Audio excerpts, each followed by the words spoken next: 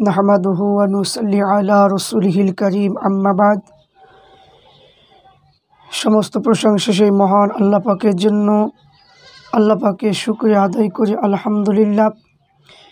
তারপরে পরে বিশ্বনবীর প্রতি লক্ষ কোটি দুরূদ ও সালাম শান্তি দ্বারা বর্ষিত হোক, অর্পিত হোক। সকলে বলি আল্লাহুম্মা আমিন।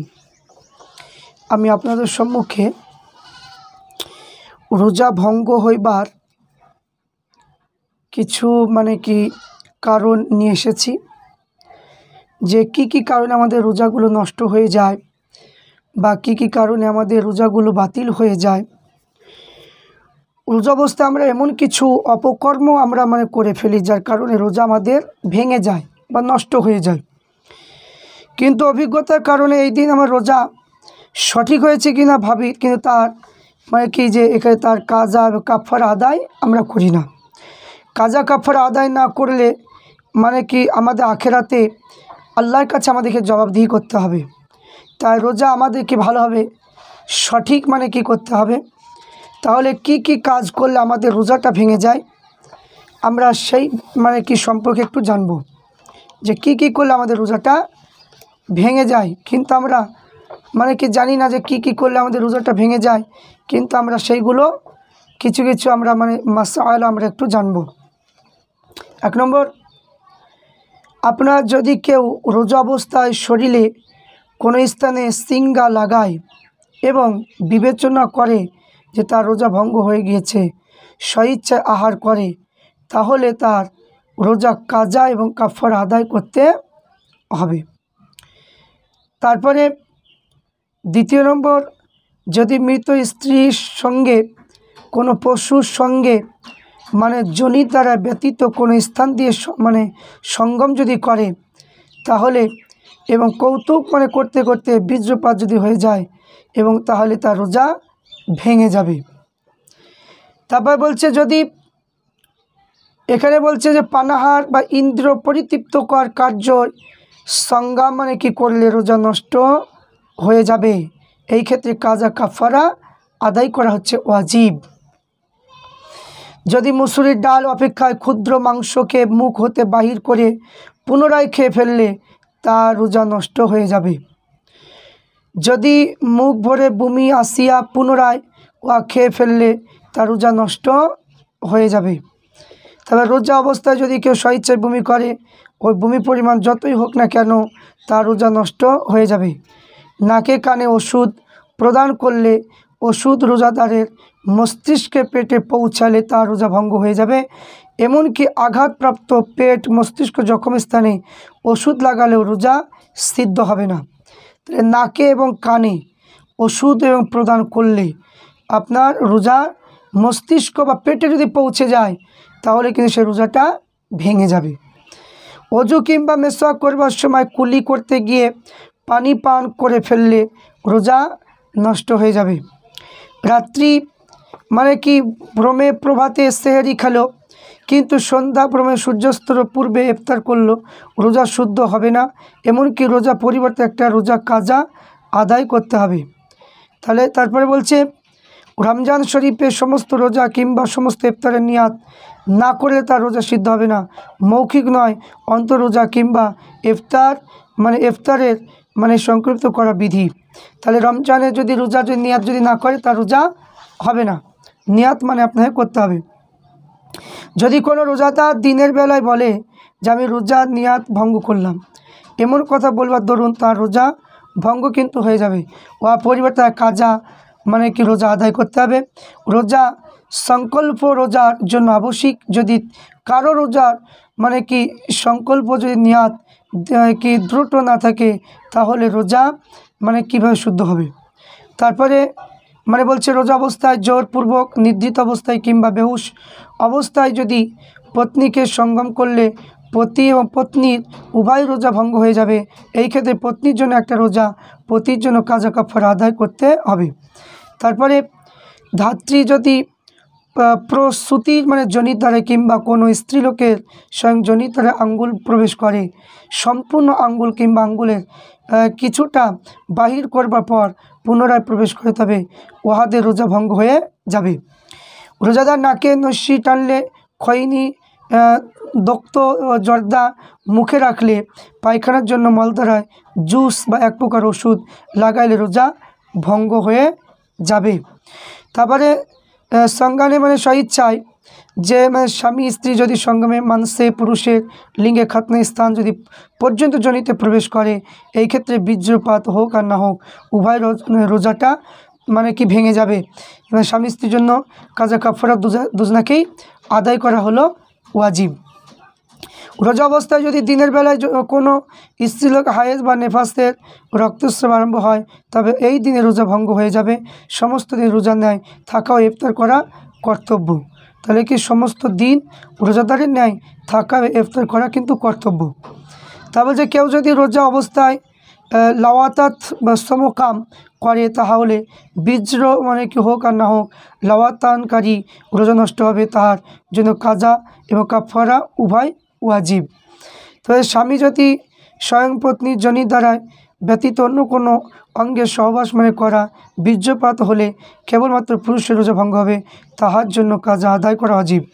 রোজা অবস্থায় যদি কেউ হস্তমৈথুনের দ্বারায় বীর্যপাত যদি করে, হস্তমৈথুনের দ্বারায় বীর্যপাত যদি করে, তাহলে তার রোজা ভঙ্গ হয়ে যাবে, তাহার জন্য কাজা আদায় করা কর্তব্য।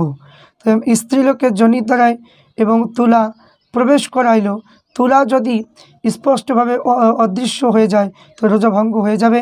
আর যদি মানে কি বাহির হয়ে থাকে তো রোজা কোনো ত্রুটি হবে না।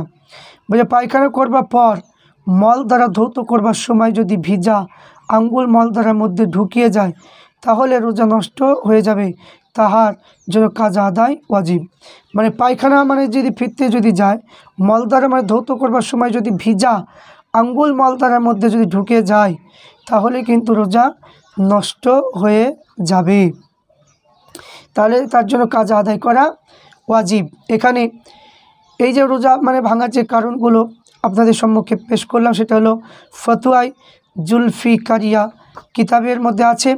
তারপরে আপনাদের সম্মুখে আর একটা মানে কিতাব থেকে বলবো, যে কিতাবটার নাম হলো রমণী কণ্ঠহার। রমণী কণ্ঠহার কিতাবের মধ্যে আছে, স্বইচ্ছায় পানাহার করলে, স্বইচ্ছায় ওষুধ, বিড়ি, সিগারেট এবং হুক্কা ধূমপান করলে এবং সন্তা ভ্রমে দিবসে ইফতার করলে রোজা ভেঙে যাবে। তারপরে আপনাদের সম্মুখে এবার মানে কিতাব মানে কি তুলে ধরব, সেটা হবে যে আপনার নামাজ ও দোয়া শিক্ষা দিনিয়াত মানে কি এই কিতাবের মধ্যে লিখেছেন যে স্বইচ্ছায় মুখ ভরে যদি বমি করা হয়, তাহলে কিন্তু আপনার রোজা ভেঙে যাবে। আপনার তারপরে আপনার কিতাব উল্লেখ করব, যে কিতাবটার নাম তরিকুল ইসলাম। তরিকুল ইসলাম কিতাবের মানে কি রোজা কী কী কাজ করলে রোজা ভেঙে যায় এবং কাজ আদায় করতে হয়, সেটা এবার দেখুন। শুভে সাদিক হয় নাই মনে করে কেউ পানাহার কিংবা স্ত্রীর সহবাস করলো, পরে জানলো যে শুভে সাদিক হয়ে গিয়েছে, তাহলে রোজা ভঙ্গ হবে এবং উক্ত রোজা কাজা করতে হবে, কাফারা দিতে হবে না। কিন্তু ভুল উক্ত কাজ সমূহ করলে তার রোজা নষ্ট হবে না। ফরজ ওয়াজিব নফল সকলেই রোজায় এই একই রকম হুকুম। তাহলে এখানে বোঝা গেল যে আপনার রোজা নষ্ট হবে ভুলে যদি করে, তাহলে কিন্তু রোজা নষ্ট হবে না। দুরুল মুখতার। তারপরে হুক্কা, বিড়ি, সিগারেট সেবন করলে যদি সেবনকারী মনে করে যে ধোঁয়া কণ্ঠনালী পর্যন্ত পৌঁছায় নাই, তবু রোজা ভঙ্গ হবে। তাহলে বিড়ি, সিগারেট, হুক্কা সেবন করলে রোজা ভেঙে যাবে। তবে কোনো ব্যক্তি রোজার দিনে ভুলে খাওয়া আরম্ভ করলে যদি কেউ স্মরণ করিয়ে দিলে তার স্মরণ যদি না হয়, এই অবস্থায় রোজা ভঙ্গ হবে, আর তার রোজা কাজা করতে হবে, কাফারা করতে হবে না। যদি দুর্বল বৃদ্ধ ব্যক্তি ভুলে মানে খাইতে থাকে, তবে তার স্মরণ করিয়ে দেওয়া আবশ্যিক নয়। যদি শক্তিমান ব্যক্তি রোজার দিনে এইরূপ ভুল পানাহার করতে আরম্ভ করে, তাহলে স্মরণ করিয়ে না দেওয়া মাকরুহ। দুরুল মুখতার, ফতোয়া আলমগীরি। কেউ জোরপূর্বক শক্তিমান ব্যক্তিকে খাওয়ালে কিংবা রোজা স্মরণ থাকা সত্ত্বেও অনিচ্ছাপূর্বক খাওয়ালে বসলে তার শুধু কাজা মানে বর্তাবে, কাফারা নয়। তবে কুলি করতে নাকে পানি দিতে যদি পানি পেটে চলে যায়, তবে রোজা ভঙ্গ হবে, ইয়া কেবল কাজা বর্তাবে। ভুলক্রমে এই রূপ ঘটলে তার রোজা ভঙ্গ হবে না। কেউ কিছু নিক্ষেপ করলে যদি রোজাদার ব্যক্তি পেটে চলে যায়, তবে রোজা ভঙ্গ হবে। এবং গোসল করতে যদি পেটে পানি যায়, তাহলে একই হুকুম। ঘুমন্ত ব্যক্তি পানি পান করলে রোজা ভেঙে যাবে। এবং পাথর, মাটি ইত্যাদি খাদ্য ওষুধ রূপে ব্যবহার হয় না, কিন্তু চিবিয়ে খেয়ে ফেললে রোজা ভেঙে যাবে। এইরূপ পাথর, কুচা, বিচি পাথর, ঢিলা, তুলা, ঘাস, কাগজ ইত্যাদি গিলে ফেললে রোজা নষ্ট হবে, কিন্তু কাজা করতে হবে, কাফারা আদায় করতে হবে না। তারপরে শুষ্ক বাদাম, শুষ্ক আখরোট, খোসা এবং ডিম, খোসা এবং বেদানা ইত্যাদি গিলে ফেললে রোজা নষ্ট হবে, কিন্তু কাফারা লাগবে না। এবং তরমুজ, শুষ্ক মানে খোসা এবং যা মানে খাইতে প্রবৃত্ত হয় না, গিলে ফেললে রোজা মানে কাজা হবে না, কাফারাও করতে হবে না। মানে তরমুজের মানে খোসা, তরমুজের মানে কি যে এখানে শুষ্ক খোসা মানে যদি মানে কি প্রভৃতি মানে কি হয় না, ও গিলে ফেললে রোজা কাজা করতে হবে না, কাফারাও করতে হবে না। চাউল বা বাজরা, মসুর বা মাসকলা গিলে ফেললে মানে কি একই মানে কি হুকুম, ফতোয়া আলমগীরি। সাজি, খড়ি, মাটি খাইলে রোজা ভঙ্গ হবে, কাজা করতে হবে। খাওয়া অভ্যেস থাকলে খাদ্যের মধ্যে গণ্য হবে, কাজা ও কাফারা উভয় ওয়াজিব হবে। তারপরে দাঁতের ফাঁকে খাদ্য কণা বাহির করে খাইলে যদি চানা বুটের কোনো কিছু ক্ষুদ্র মানে যদি তার রোজা মানে কি যাবে না, কিন্তু চানা বুটের পরিমাণ বড় হইতে তার রোজা নষ্ট হবে। বাহির করে হাতে লয়ে পুনরায় খাইলে রোজা ফাসেদ হবে, কাফারা হবে কিনা এই সম্পর্কে বিভিন্ন মত রয়েছে। সহি কল মতে কাফারা হবে না। দাঁতের আবদ্ধ তিন তিল গিলিয়ে ফেললে রোজা ভঙ্গ হবে না, কিন্তু বাহিরে হইতে এবং একটা তিল মুখে দিয়ে গিলে ফেললে রোজা নষ্ট হবে। কাফারা ওয়াজিব হবে কিনা এই মতভেদে গ্রহণযোগ্য মতে না চিবিয়ে গিলে ফেললে কাফারা ওয়াজিব হবে। ফতুল কাদির কিতাবে লেখা আছে, তিল চিবিয়ে গিললে যদি আর শ্বাসকণ্ঠ নালীতে টের পায় তো রোজা নষ্ট হবে। অতি সুন্দর মতে রোজাদার ব্যক্তি ক্ষুদ্র জিনিস চিবিয়ে খাইলেও উক্ত নীতি প্রযোজ্য হবে। এবার গমের দানা চিবিয়ে খেলে রোজা নষ্ট মানে কি হবে না, গমের দানা চিবাইয়া খাইলে উহাতেও রোজা নষ্ট হবে না। ও অন্যর জন্য খাদ্য চিবাইলে, অন্যর মানে কি জন্য খাদ্য চিবাইলে যদি উহা গলার ভিতরে চলে যায় তবে তার রোজা নষ্ট হবে, কাফারা লাগবে না। এবার অন্যের জন্য বলছে, তবে সাইরি লোকমা মুখে থাকতে এবং কি যেখানে ফৌত মানে কি হলে ভুলবশত মুখে রুটি চিবিয়ে সময় রোজার কথা স্মরণ হলে এ অবস্থায় মুখে থাকতে গিলে ফেললে তবে কাজা কাফারা উভয় লাগবে। এবং কি বলছে যে অপরের থুতু খাইলে রোজা নষ্ট হবে এবং শুধু কাজা করতে হবে, কাফারা লাগবে না। আর প্রিয়জনের মুখে থুতু খেলে ওয়া কাজা কাফারা উভয় আবশ্যিক হবে। এবার নিজের মুখে থুতু বাহির করে পুনরায় খাইলে উহা রোজা কাজা মানে কি আদায় মানে কি করতে হবে।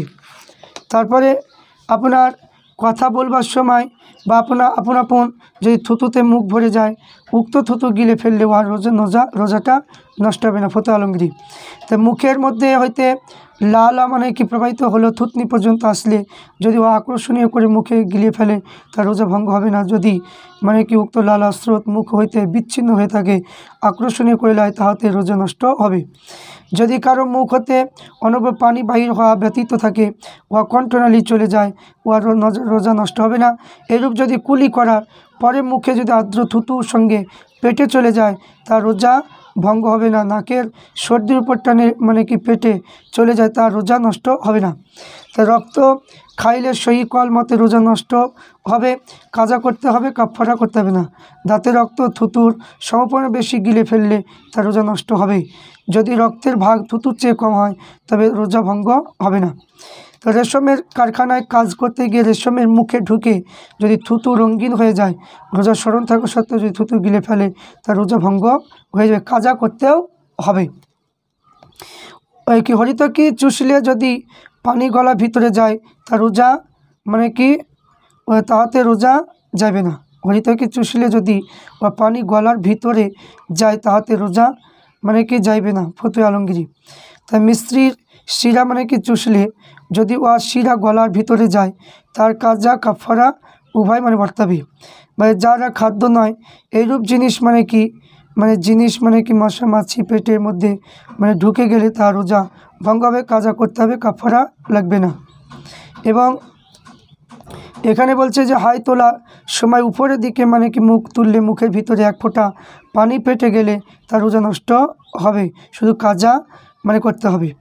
এবং কি আটা চাউল ডাল পিসবার কালে বায়ুর সহিত উহা ধুলা রেণু ওষুধ ঝাঁজ স্বাদ ধুলা কিংবা ধুলোবালি যদি গলার ভিতরে প্রবেশ করলে রোজা ভঙ্গ হবে না।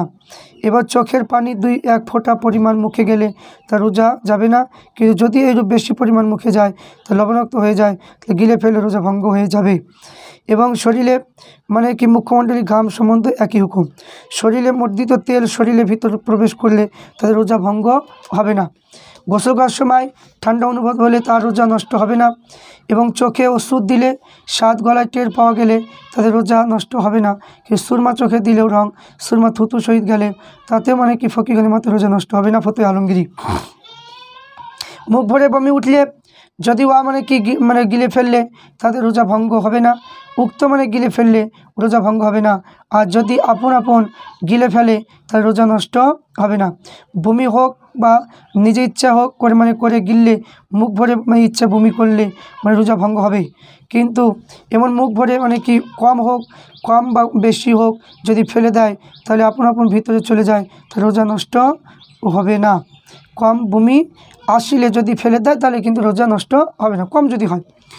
তো এই যে উপরে মাসালা বমির অর্থ এই যে যদি খাদ্য পানি পিত্তি ইত্যাদি বমি করে থাকে হুকুম মানে কি একই হুকুম হবে। কাশি কফ হয় তাতে ইমাম আবু হানিফার মতে মুখ ভরা কফ হলে তার উপরোক্ত হুকুম হবে। ফতুল কাদিরে ইমাম ইউসুফ মানে এই কলে বলেছেন যে উত্তম। জুস লইয়া নাকের মানে কি কানে মানে ছিদ্র তৈল দিলে রোজা ভঙ্গ হবে। এতে কাজা মানে করতে হবে, কাফারা আদায় করতে হবে না। আপন আপন নাকে কানে ছিদ্র দিয়ে ভিতরে তেল প্রবেশ করাইলে রোজা ভঙ্গ হবে। পুরুষলিঙ্গ ছিদ্র তেল পানিতে প্রবেশ করাইলে অন্ডকোষ পর্যন্ত না পৌঁছে থাকে তবে তার রোজা ভঙ্গ হবে না। আর যদি পানি তৈল মাছানা অন্ডকোষ পর্যন্ত পৌঁছে যায় ইমাম আবু হানিফার মতে রোজা ভঙ্গ হবে না। আলমগীরি। এবার যদি স্ত্রীলোকে প্রস্রাবের রাস্তার তেল পানি প্রবেশ করা তাহাকে সকল মতে রোজা ভঙ্গ হবে। পেট এবং মাথায় জখমে ওষুধ প্রয়োগ করলে ওষুধ যদি শুষ্ক অথবা তরল হয় ভিতরে প্রবেশ করলে সকল মতে রোজা ভঙ্গ হবে। কিন্তু ওষুধ ভিতরে প্রবেশ করার কিনা বুঝতে না পারলে ইমাম আবু হানিফার মতে রোজা কিন্তু ভঙ্গ হবে না। তারপরে যে রোজাদার তীর বা বর্ষা দ্বারা পেটে আঘাত করলে ফলক পেটে ভিতরে থেকে যায় রোজা ভঙ্গ হবে। সুতার দ্বারা বাঁধিয়া গোস্ত গিলে ফেললে যদি সঙ্গে সঙ্গে টানে বাহির করে ফেলে তা রোজা ভঙ্গ হবে না। আর যদি কিছু সময় পেটে থাকে রোজা ভঙ্গ হয়ে যাবে। যদি পুরুষ মলদ্বারে স্ত্রীলোকে মানে স্ত্রী আঙ্গুল মানে প্রবেশ করে তার রোজা ভঙ্গ হবে না। কিন্তু যদি আঙ্গুল পানি দ্বারায় তৈল দ্বারা সিক্ত হয় তৈল পানি ভিতরে প্রবেশের দরুন রোজা ভঙ্গ হবে। এই হুকুমে রোজা স্মরণ অবস্থায় প্রযুক্ত হবে।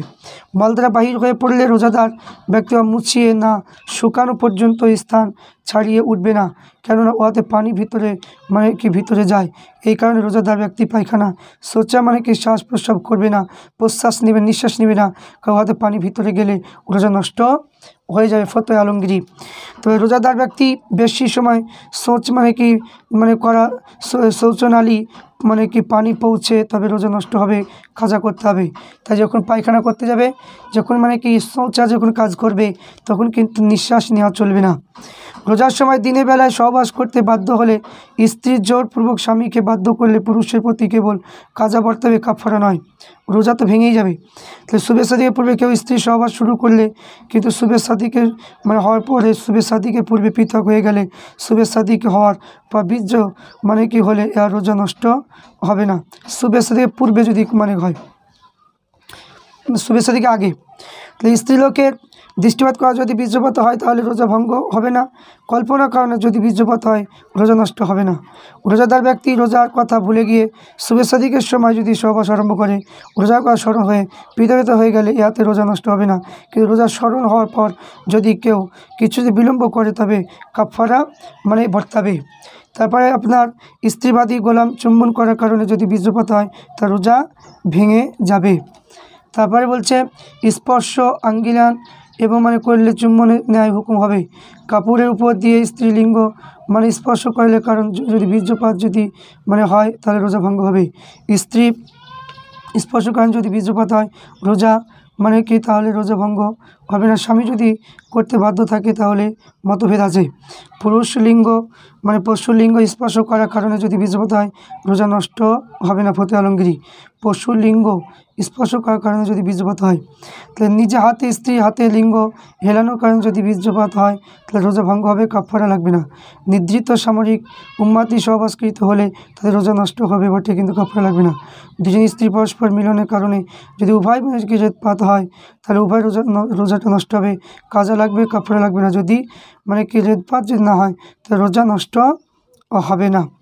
তাহলে এখানে আপনার যে কিতাবের মধ্যে যে পাওয়া গেল, আপনার যে কিতাবের মধ্যে যে মানে লিখেছেন যে আপনার তরিকুল ইসলাম কিতাবের মধ্যে মানে কি পাওয়া গেল, আপনার এই কিতাবের মধ্যে যেগুলো মানে কি বলেছেন যে সকল রোজা কাজা এবং কাফারা উভয় মানে আবশ্যিক, এটা মানে আমরা দেখি এই সম্পর্কে মানে কি বলছে রোজা সম্পর্কে। বা যদি রোজাদার ব্যক্তি ইচ্ছাপূর্বক যে কোনো অঙ্গ সঙ্গম করলে তাতে কাজা কাফারা উভয় ফরজ হবে, বীর্যপাত হওয়া শর্ত নয়। সহবাস স্ত্রী যদি ইচ্ছা বাধ্য হয় তার প্রতি রোজা কাজা কাফারা উভয় বর্তাবে। যদি ইচ্ছার বিরুদ্ধে জোরপূর্বক সঙ্গম করা হয় স্ত্রীর প্রতি কেবল কাজা ফরজ হবে, কাফারা ফরজ হবে না। এবার বালক পাগল দ্বারা ইচ্ছাপূর্বক সহবাস করালে তার কাজা কাফারা উভয় আবশ্যিক হবে। খাদ্য ওষুধ জাতীয় জিনিস ইচ্ছাপূর্বক খাইলে তার কাজা কাফারা উভয় বর্তাবে। যদি খাদ্য কিংবা ওষুধের উদ্দেশ্য ব্যবহার করা না হয়ে থাকে তাহলে কাফারা হবে না। খাদ্য হিসেবে রুটি ভাত দুধ ওষুধ হিসাবে হরিত কি মেশক এবং কি আহার করলে তাহাতে কাজা কাফারা উভয় লাজিম হবে। যদি সিরকা কাজি টক তরকারি তরমুজের পানি কাকড় আঙ্গুলতার পানি পানাহার করে তাতে কাজা কাফারা উভয় হবে। তো ওষুধ হিসাবে কোনো মাটি ভাজা পোড়া মাটি কাঁচা মানে খাইলে মানে ইচ্ছাপূর্বক তরমুজ গিলে ফেললে গোস্ত বা চর্বি খেলে তাতে কাজা কাফারা বর্তাবে। এবার ভাজা ভুনা জব মানে খাইলে কাজা কাফারা উভয় লাগবে। কাঁচা জব খাইলে কাজা মানে করতে হবে, কাফারা লাগবে না, কেন সাধারণ খাওয়া হয় না। এবার বৃক্ষ পাতার রস যা লোকে খেয়ে থাকে যেমন আঙ্গুরের পাতা খাইলে কাজা কাফারা উভয় করতে হবে। পাকা পাতা যা কিছু খাদ্য হিসেবে ব্যবহার করা হয় না তাই খাইলে শুধু কাজা করতে হবে। আঙ্গুরের দানা চিবায়ে খাইলে ইমামের মতে কাজা কাফারা উভয় লাগবে। এবং কি যে এখানে বলছে যে যদি আস্তা গিলে ফেলে অবশ্যই খোসা থাকলে সহি কল মতে কাজা, খোসা না থাকলে কাজা কাফারা উভয় পড়তে হবে। কাঁচা বাদাম গিলে ফেললে কাজা কাফারা উভয় লাগবে। যদি কোনো ব্যক্তি রোজা স্ত্রীর সহিত সহবাস করে তাতে বাধ্য হয়ে কোনো রাজকার্য সফর যাইতে হয় তাহলে কাফারা রহিত হবে না।